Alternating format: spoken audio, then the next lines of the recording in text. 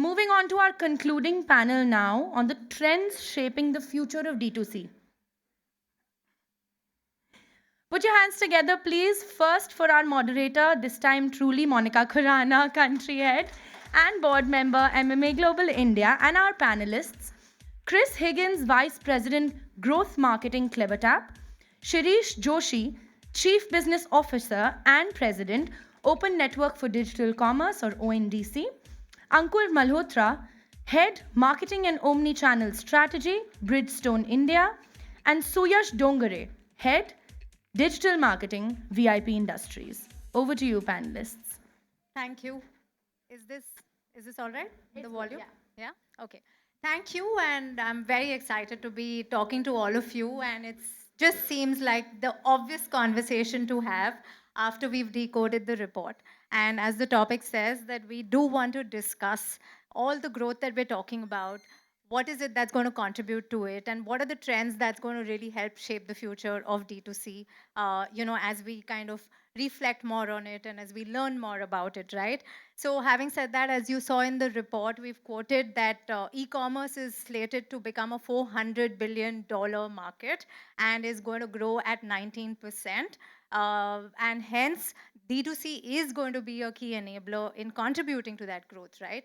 And we do recognize that D2C is, in many ways, about how you maximize the value and how you leverage the incrementality benefits. So with that as a context, I mean, I have like access to some interesting experts on the panel, keeping in mind that, I have a view from retail brands like Bridgestone and VIP. We have a retention platform and an engagement platform, which is Tap, and of course ONDC with a lot of gems and jewels to offer. So I'm going to dive straight in, and I'm going to try and unpack a little bit more about what are the trends that are going to shape the future. So the way I'd like to kick it off is, Suyash, I'll start with you.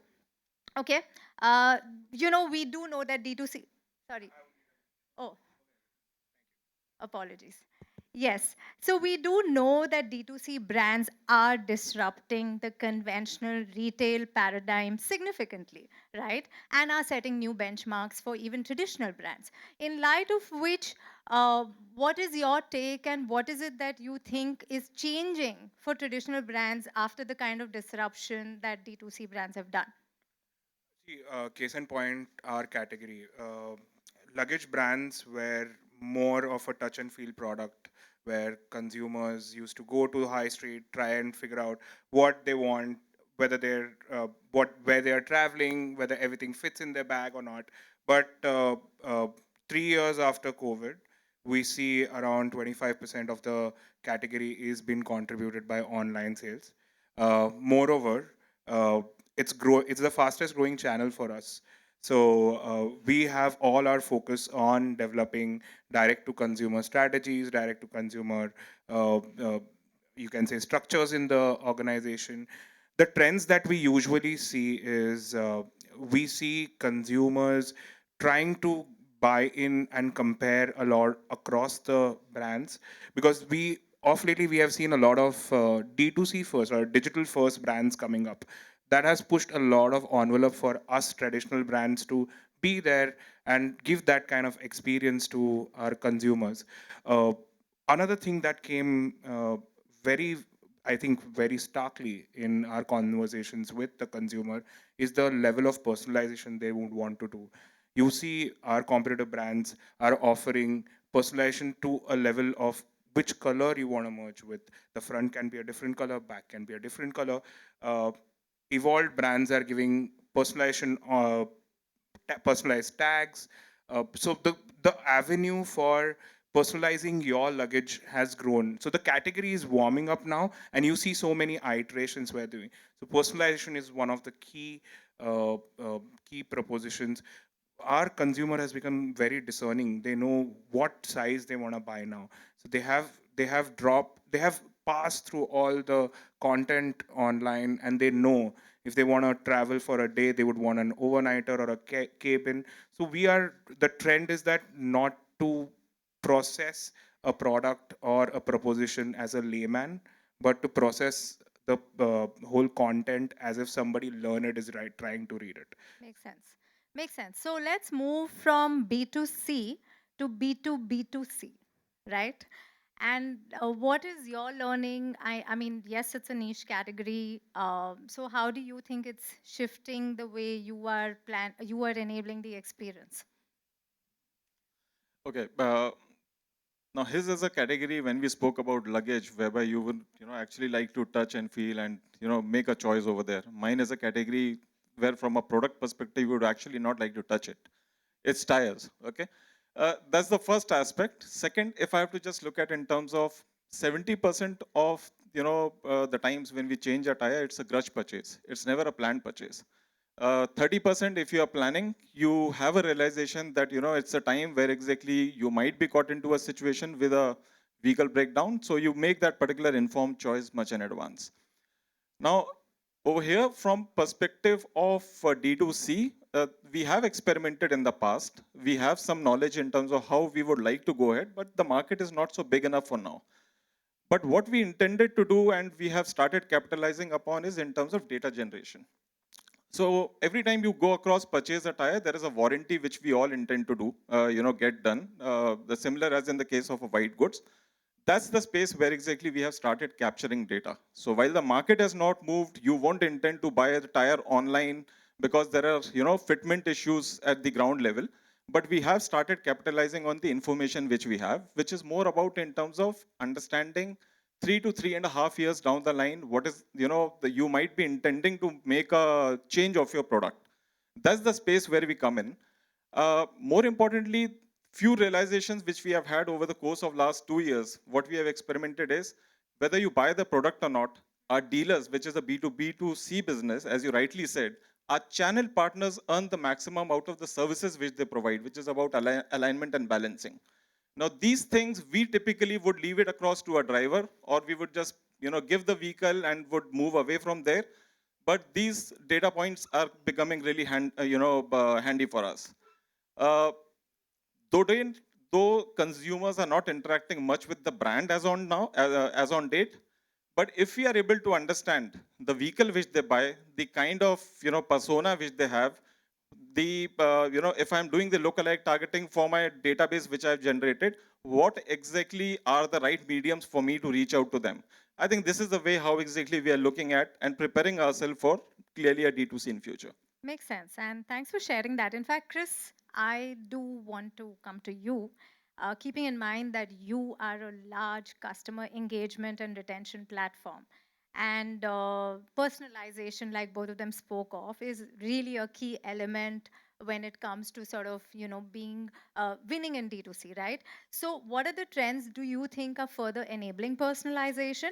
And is AI already beginning to play a huge part as we talk? Yeah, personalization is actually a really interesting topic in terms of what we've been discussing today. So what we were talking about earlier was that the high CAC is basically brands, they're struggling with profitability. Um, Now, it's not so much the CAC, it's the lifetime value of the customer. Ideally, what you want is you spend money up front, you acquire that customer, and then through multiple purchases and the lifetime journey, you're able to recover that money and become profitable with the customer. The problem for many brands is that they never reach that stage because they keep paying again and again to reacquire the same customer. So if you keep paying the CAC again and again, you never reach the dream of that fantastic CLTV. One of the challenges brands have is that they've historically invested a lot more in acquisition rather than retention. So they've got these like great creative, campaigns that are going out, and their retention efforts are far more basic. Okay, and so the customers are engaging more with the paid campaigns rather than the retention efforts. And the key to scaling up retention and helping to bring down that CAC is providing a very personalized, very relevant experience to the consumer. The way we look at personalization is you've got 4 levels. The most basic level is demographic personalization. You've got your customer database, you're segmenting it in some way, and you're sending out communications. This is where a lot of brands get stuck. It's not a very effective form of personalization, and so they send too many messages.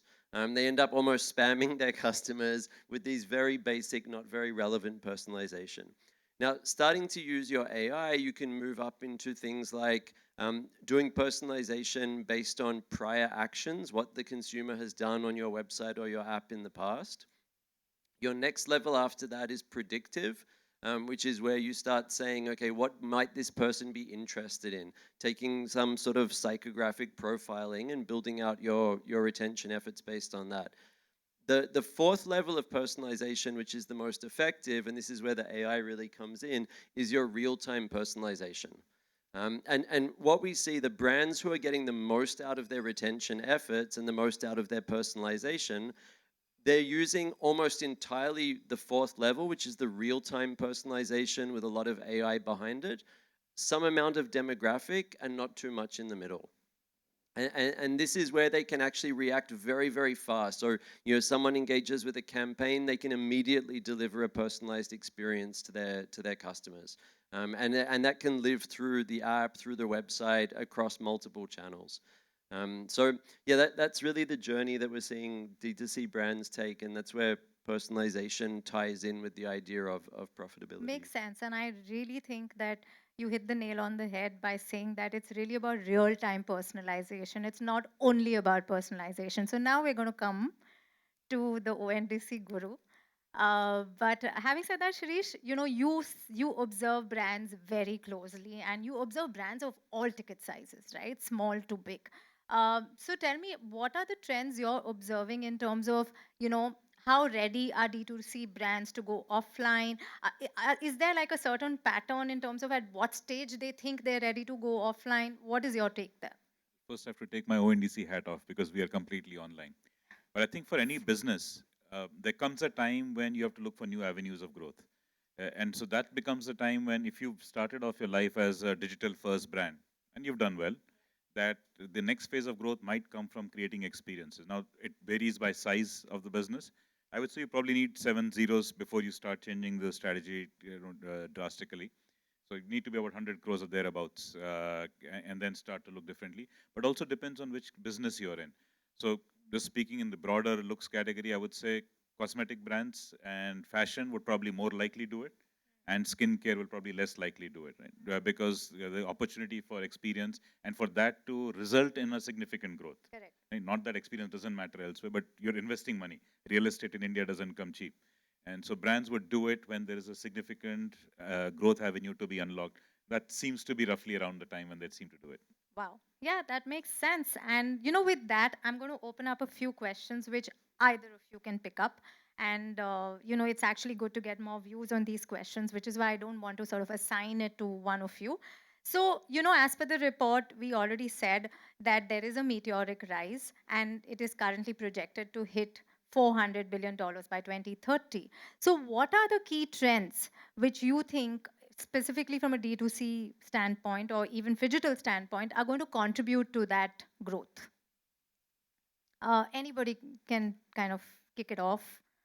Yes. I mean, I'll just say it's data. I mean, that's I think D2C brands, e-commerce brands in general are getting better and better at collecting data, storing data, making data accessible, looking at enriching it through first party, through zero party, and also looking at things like AI derived attributes. So, using AI to actually create new attributes that it can add into the data. And the longer that you collect it for, the more you're able to actually build up that kind of idea of the journey of the customers with your brand.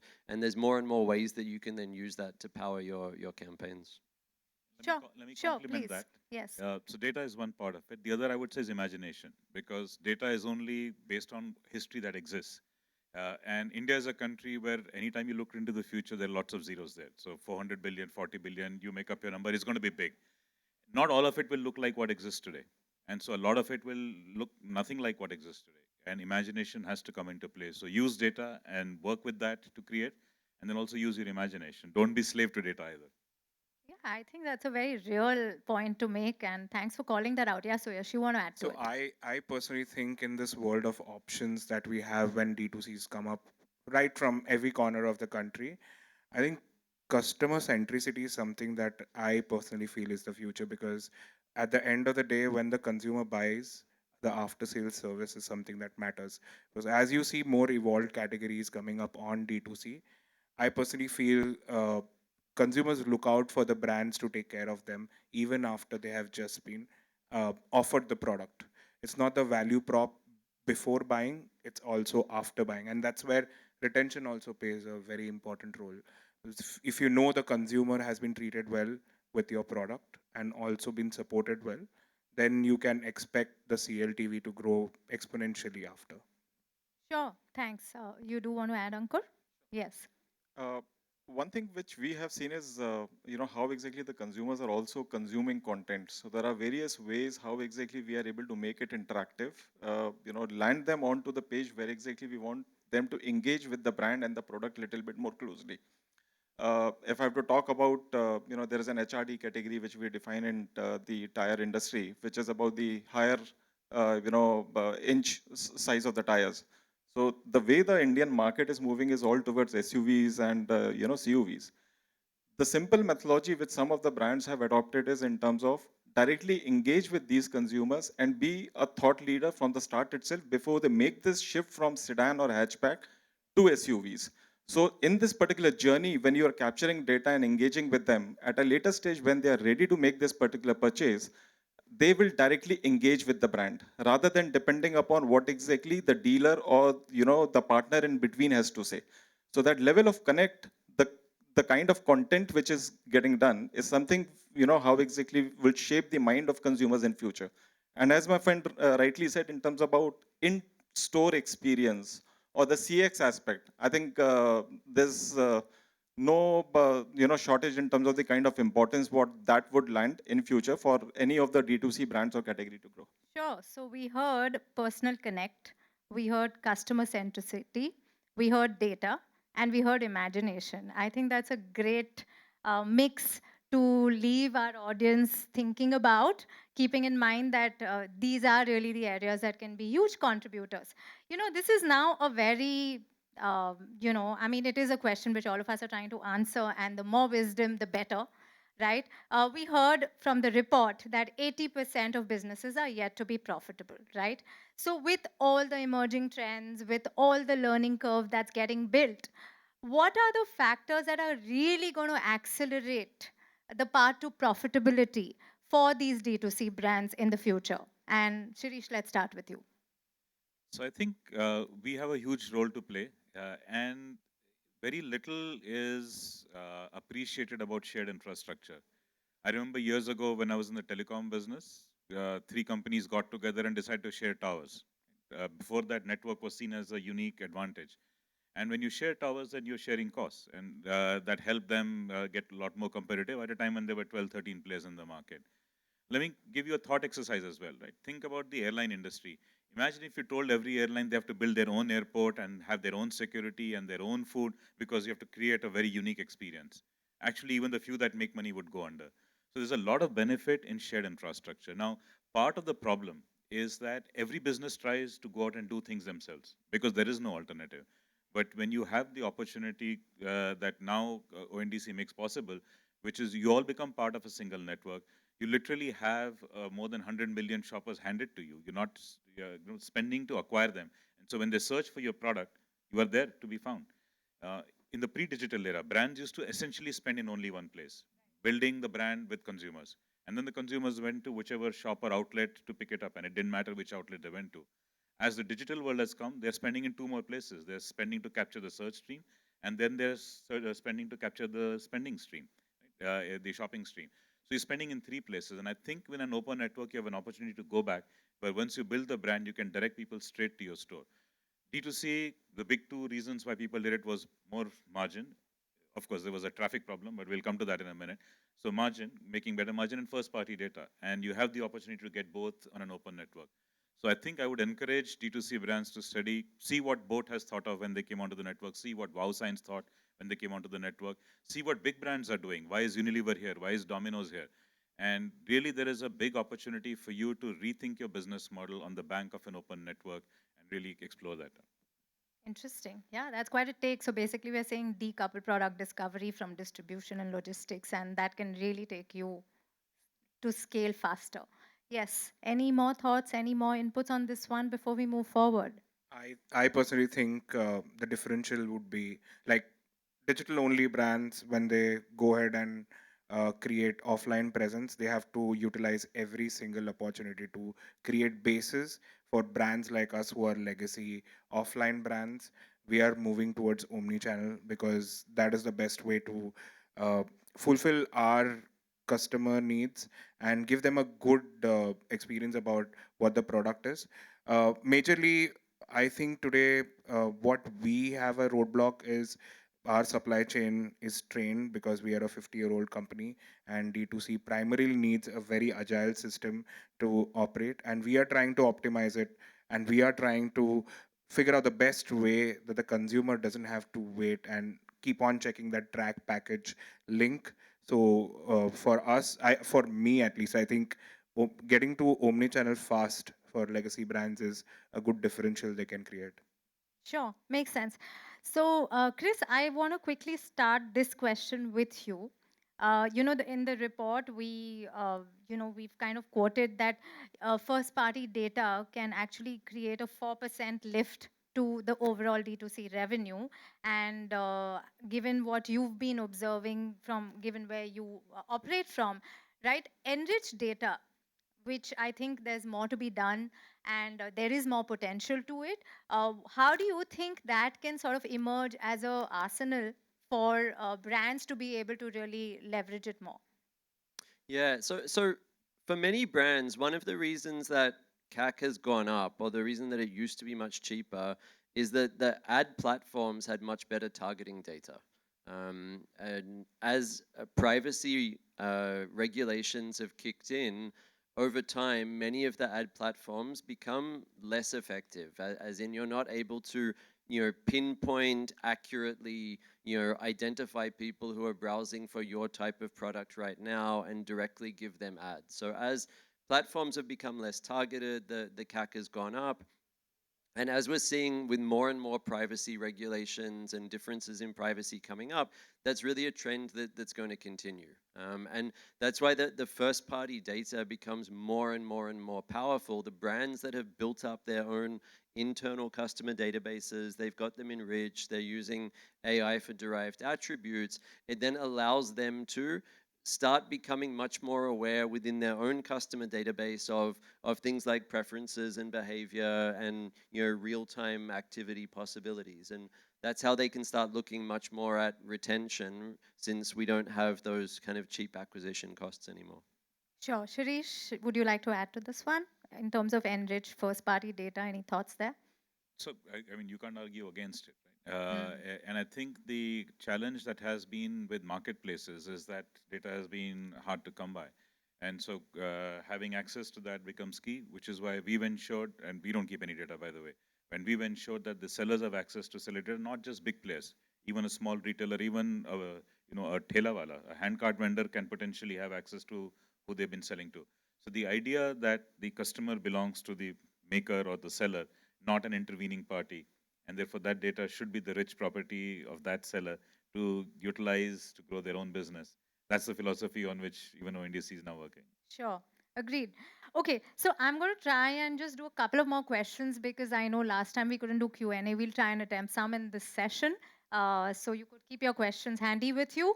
So, another area which, comes as a part of leveraging the value D2C offers is content-driven commerce, right?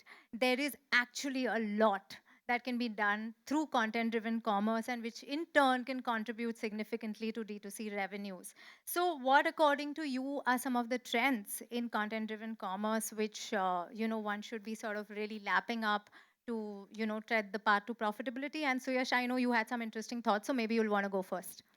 Uh, so the industry today, if you see, is travel as an industry has been driven by influencer marketing, and I think it's in the good faith of D2C brands that, and also partners like Shopify, they have developed solutions that help us with actually putting an ROI to the investments that we do on, say, influencer marketing.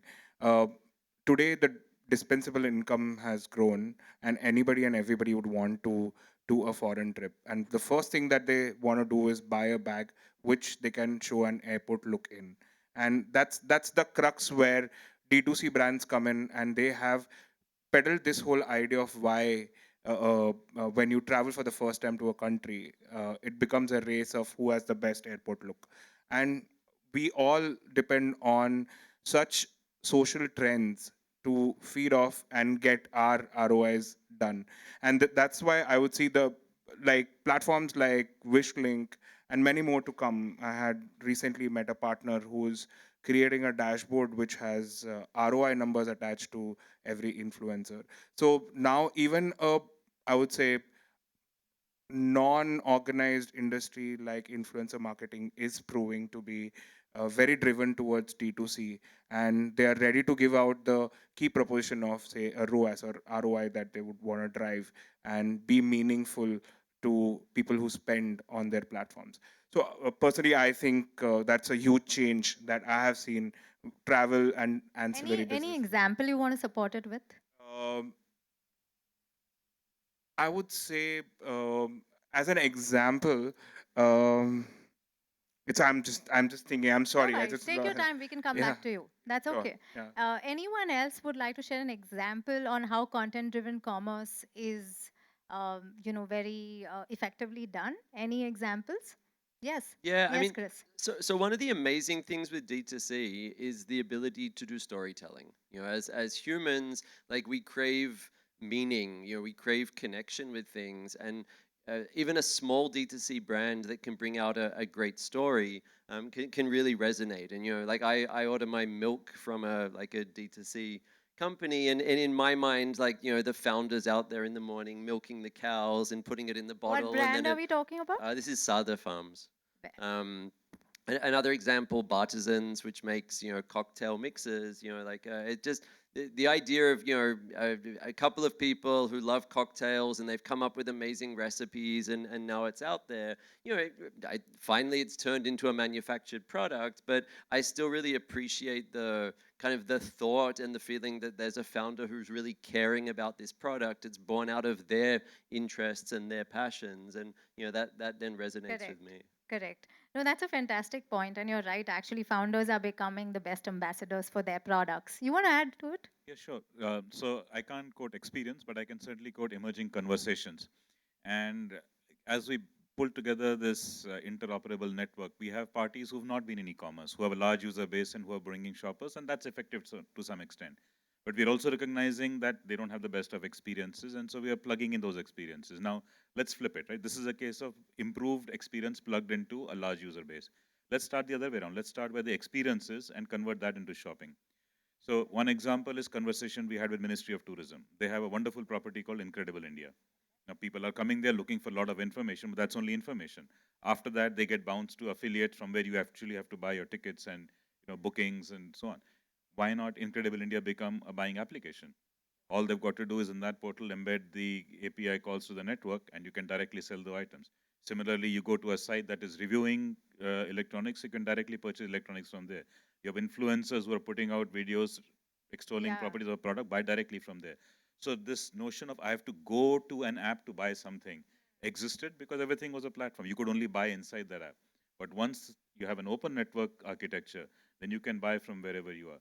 So we're now working towards converting already known experiences directly into commerce rather than sending them to commerce. So it's not content driven commerce, it's content is commerce. Fantastic. I love that. And that makes so much sense. It's like natively integrating commerce into content. And that's actually the big one to really work towards and to leverage.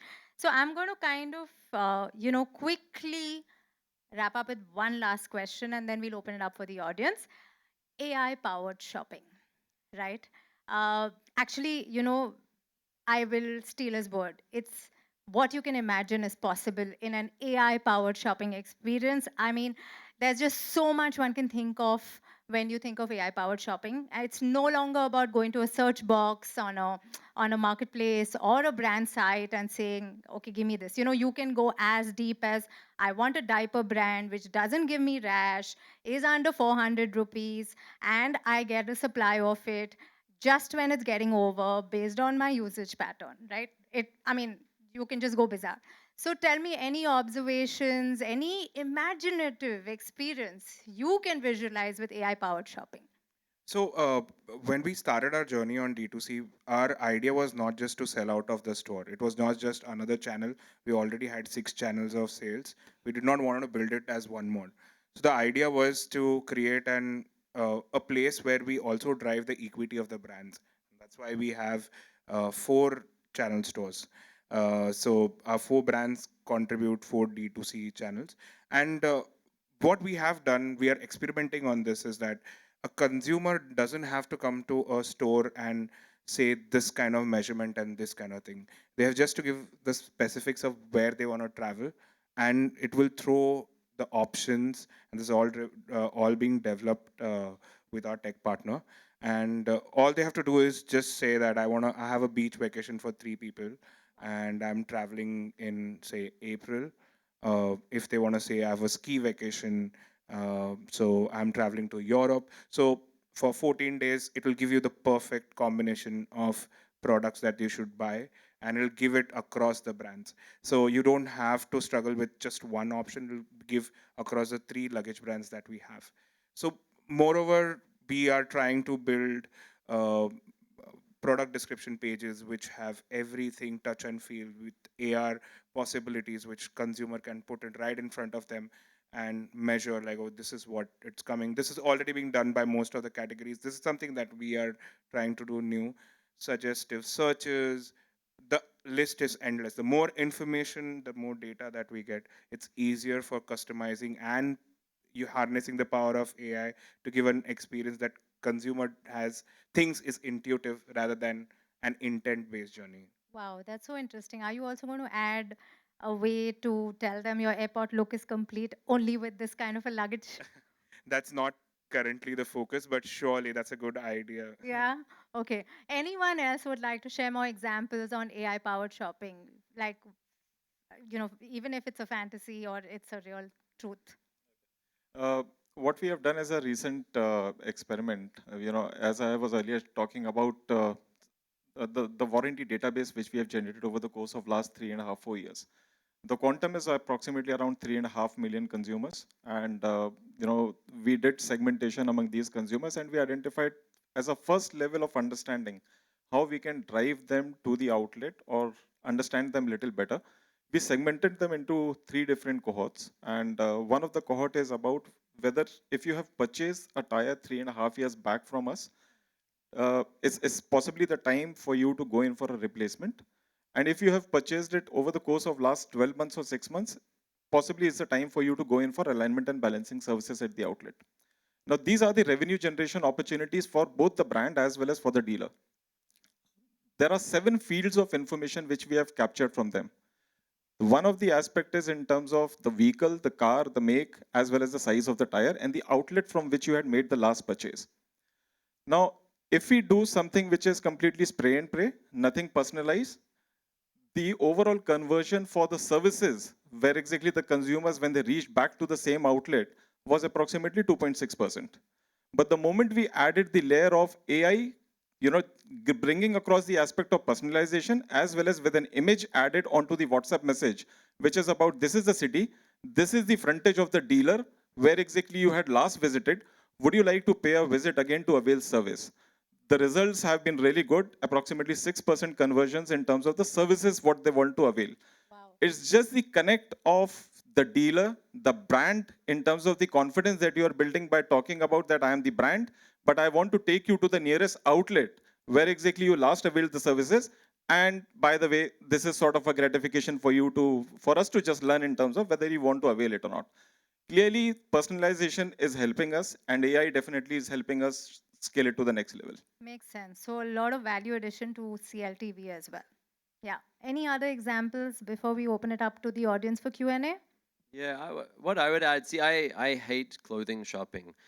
So anything that AI can do to make clothing shopping easier, I love. And two simple examples. One is image recognition against catalog. So being able to take a picture of an outfit and the AI can identify what are the elements of the outfit and then match it in an entire catalog of clothing on the things that best match.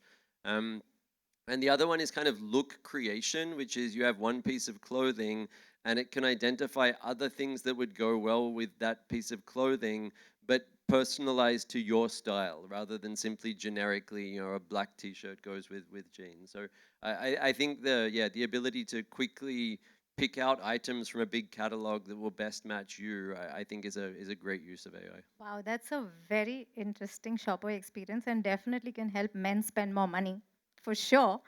Shirish, any last comments? So we are seeing actually a lot more conversation on the seller side, not on the shopping side, and helping entities create their catalogs. In some cases, it's difficult, right? So if you think about agriculture, we have farmers on a network buying their input on the network, selling their output also on the network. Now, at a B2C scale, that's one thing, but if you have to sell it at B2B scale, then obviously the type of, let's say, grain of rice that you have, or the quality of tomatoes, that becomes critical. And so AI, we're looking, or not us, the network participants are looking at AI solutions where the quality of agriculture produce can be graded in order for a remote buyer to buy. So we're seeing applications of that nature, or for simply enabling a small-time Kirana store to create their own digital version of their catalog without having to go to a, an elaborate photographing and catalog making exercise. So we're seeing a lot more activity on the seller side, seller enablement side, but I'm sure on the buyer side also a lot will No, come. that Yeah. makes sense. It will encourage more sellers to come on board. So before I fully wrap up, I do want to know if anybody has questions which we can take for you and, you know, have you interact with any of the panelists you'd like. Any questions from anybody? Hi, Shirish. I have a very different question for you because uh, essentially, when we are talking of brands, marketplaces also become brands eventually, and that largely defines the pull of the customer. If there's a hook working, it works better on one platform vis-a-vis the other. How do you look at ONDC taking on the major giants that have already established networks, that have already established a certain tech, a certain experience? Where does that come in? Because essentially, when that character is strong, other brands want to partner further and create better synergies. How do you look at that? So let me separate this into two parts. First of all, we don't see anybody as competition. In fact, they should become part of us, and I believe they will be. One by one, they are. So Snapdeal is on a network on both buyer and seller side. Ola is already on a network, albeit for food shopping, which they were trying to do on their own and didn't succeed with. Uber has recently announced their desire to join. So one by one, they will join because very simply, e-commerce penetration is only 6% in this country. So ONDC's objective is the balance 94%. Now, if the 6% wants to participate and grow 8, 9%, good for them. If they want to ignore it, shrink, that will be their call. Our focus is not the 6, our focus is the 94. But there is a lot of value even for them because they have access to the growth of the network.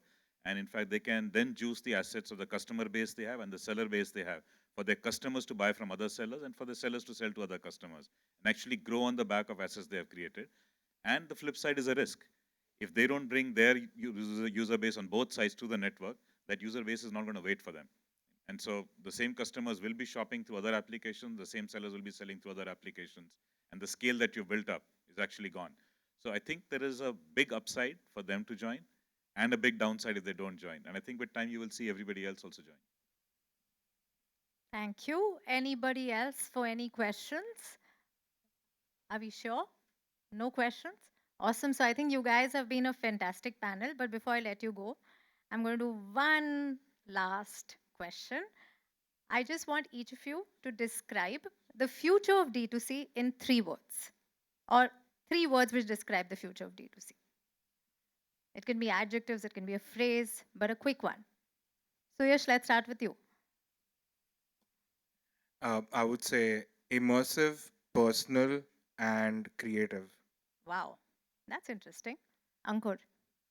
I would say data-driven, agility, and CX experience. Okay. They're taking all the good words. I would say yes, story driven, relevant, and real time. Nice. I'd Yes. say exciting, limitless, and reimagined. Superb. So, you know what we've just done? We've created a fantastic word cloud, which represents the future of D2C. You're going to see it as a post soon.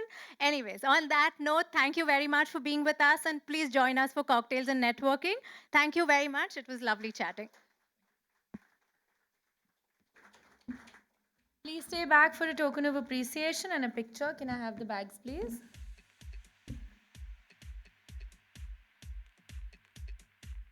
Can I please call upon Anupriya Acharya again on stage to give away the goodie bags?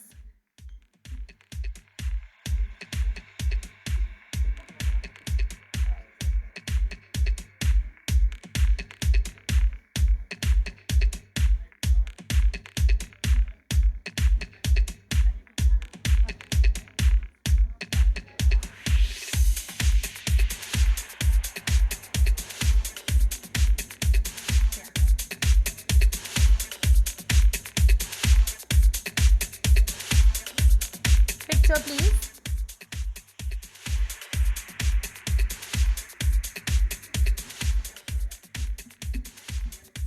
Thank you for the fantastic insights, panelists. Thank you so much. Great. With that, ladies and gentlemen, it's a wrap for today.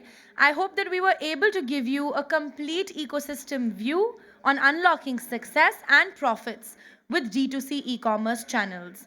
Once again, I'd like to give a big shout out to the torchbearers of the report, MMA Global India and Publicis Commerce. Ladies and gentlemen, a big round of applause, please, along with our knowledge partner, Google India, and our partners for the report, Shopify, HT Media, and The Hindu. Do not forget to scan the QR code on the screen to get your one-stop kit consisting of the report, social handles, and the feedback form. Do let us know how you liked the event and the report, and tag us on social media while posting about it. Thank you for being such a patient and a lovely audience. I'll see you on the other side now. Good evening, and please enjoy the drinks and spread we have for you outside. Bye. And please let's have a big round of applause for Tanya. Thank you, Tanya, for doing this. Thank you very much.